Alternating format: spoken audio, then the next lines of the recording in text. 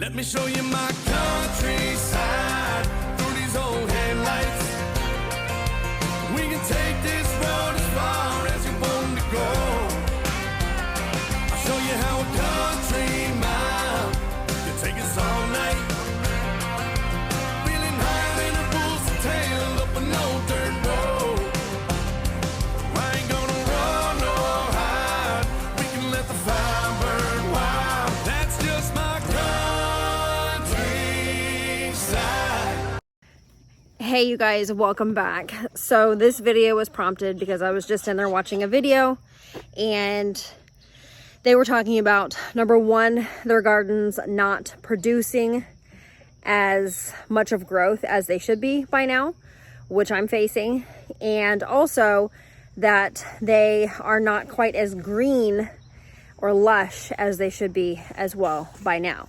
So those are two things that I have definitely been struggling with. Let me know in the comments if that's you, because things are just not quite where they should be.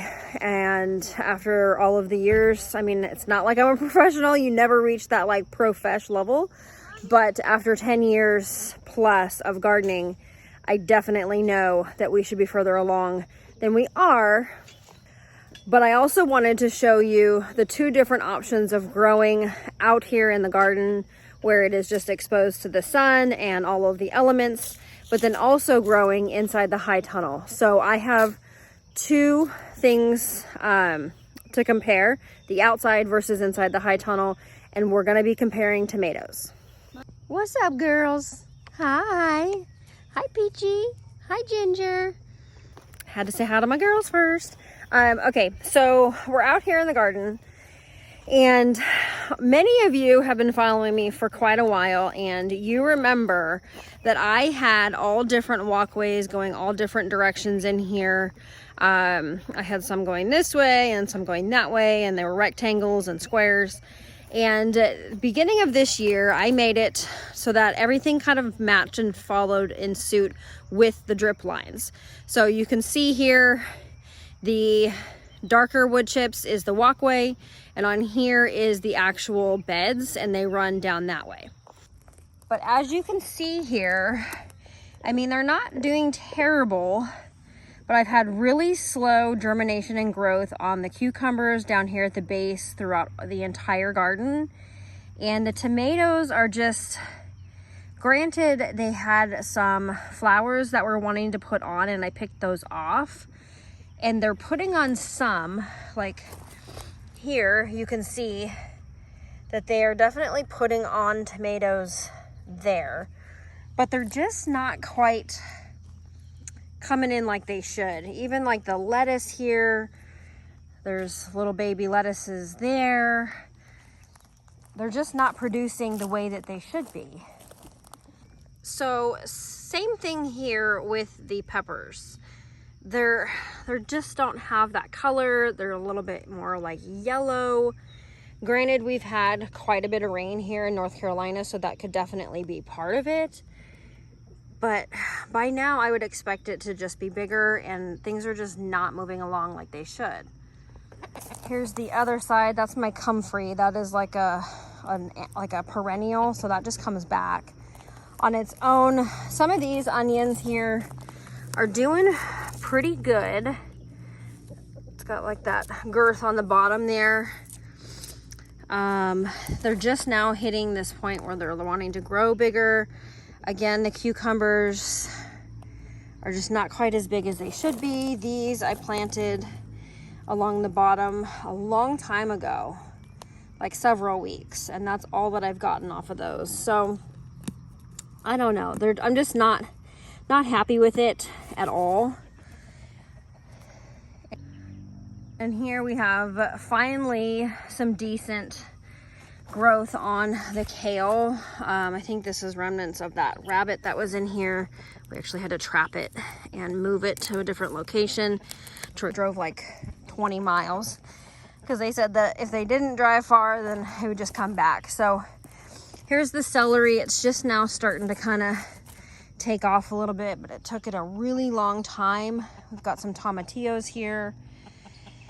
This is some weed fabric that I'm going to put in the walkways. I have gone back and forth with whether to put that or not because the leaching involved with the weed fabric, but I am just at my wit's end. It's only like just hit June and I'm like ready to quit. Sometimes it's frustrating, but we got some nasturtiums coming in, got sunflowers, onions, tomatillos, celery, got zinnias, garlic, more cucumbers. I mean, things are chugging along, but for the amount of time that this stuff's been in here, I would expect it to be further along by now. And compared to those tomatoes that I just showed you, let's go look in the high tunnel. So let's go and take a look at the high tunnel.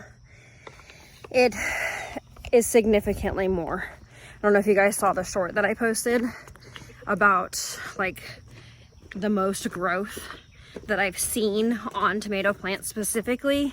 And number one, I know in part that is due to being in a high tunnel. The high tunnel growth is significantly better for tomatoes.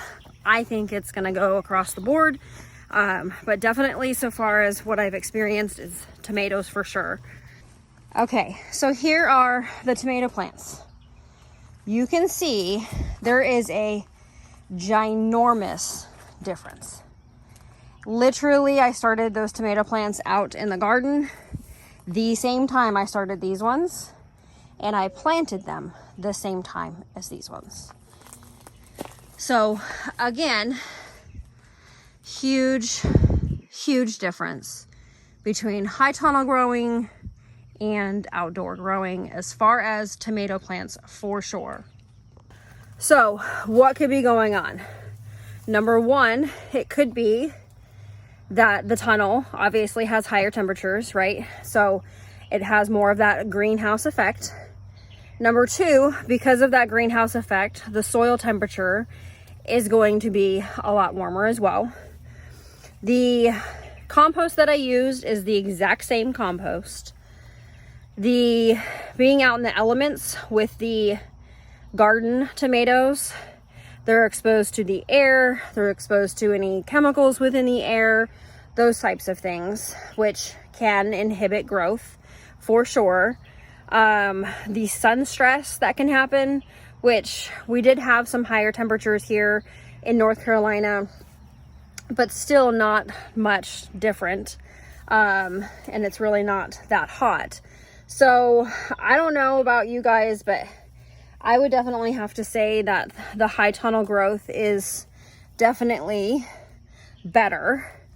I do have some other tomatoes here that I planted, I would say a few weeks different than these ones in the high tunnel and the ones out in the garden. And I'll flip this around and show you those. Okay, so these ones are ones that I actually planted a few weeks after, and they still have significantly more growth than the ones out in the garden. These ones back here, I planted a few weeks after even these here, because I had bought those from a local store. So I don't expect those to be big at all. These ones are a little bit behind, but definitely these are ginormously huge and way further along than the ones out in the garden.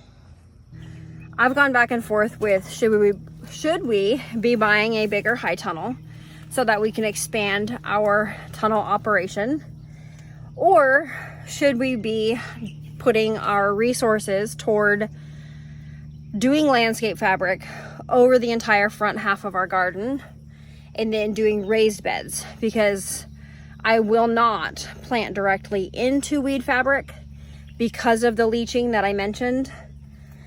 And in the walkways even is a little, I really don't want to. But this experiment here is really showing us that it might be sooner than later. Number one, we get the funds for it, but definitely by next spring, I'm thinking that our tunnel operation will expand. We just started out with this little 10 by 20 foot tunnel just to even see if we liked it. I was seeing all the things online about the benefits and how great tunnels are with growing. My husband was kind of on the fence. He's like, why do you need a tunnel? You have a huge garden outside. And now he understands why I really want to expand the tunnel. So anyways, here is our potato patch. We're getting ready to harvest those tomorrow. I'm gonna go ahead and hop off here. We have some weeding to do, speaking of, in the garden, especially the back half where the grass is kind of taken over. So anyways, I will hop off here and we will catch you on the next video. Please hit the like and subscribe, and please comment below if you're experiencing some of these same issues with your garden and your growing this year, because the struggle is real. So I'll catch you on the next one.